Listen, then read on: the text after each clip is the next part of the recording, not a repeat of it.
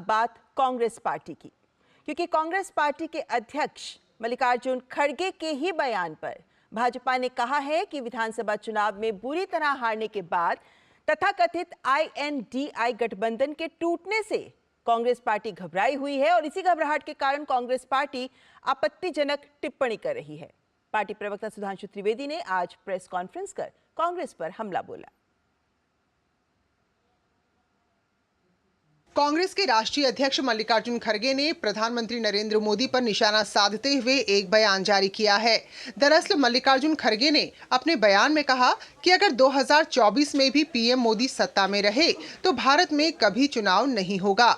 उनके इस बयान के बाद भाजपा ने पलटवार किया है। भारत के इतिहास में इनके जितने प्रधानमंत्री बने, इंदिरा गांधी जी क्या चुन के आई पहली बार? नहीं, कांग्रेस के अंदरूनी लड़ाई, इंडिकेट सिंडिकेट की लड़ाई में गूंगी गुड़िया के रूप में आई।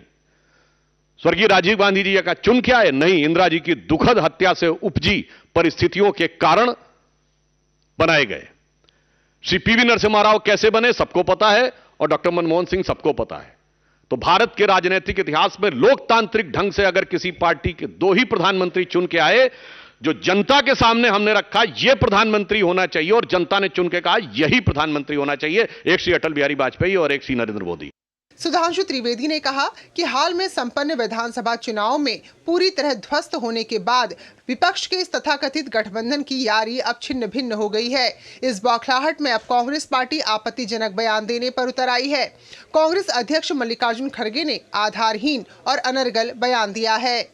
देखी जमाने की यारी बिछड़े सभी बारी बारी की तरह छिन्न भिन्न होने के बाद मुझे लगता है विक्षिप्तता में, बौखलाहट में अब कांग्रेस पार्टी बहुत आपत्तिजनक और अनर्गल बयान देने पर आ गई है। कांग्रेस अध्यक्ष श्री मल्लिकार्जुन खड़गे जी ने आधारहीन और अशांति उत्पन्न करने की आशंका से अनर्गल बयान देने का प्रयास किया है।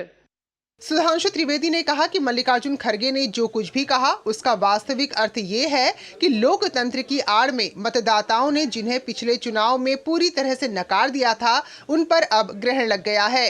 अब सच्चे लोकतंत्र का उदय होने वाला है।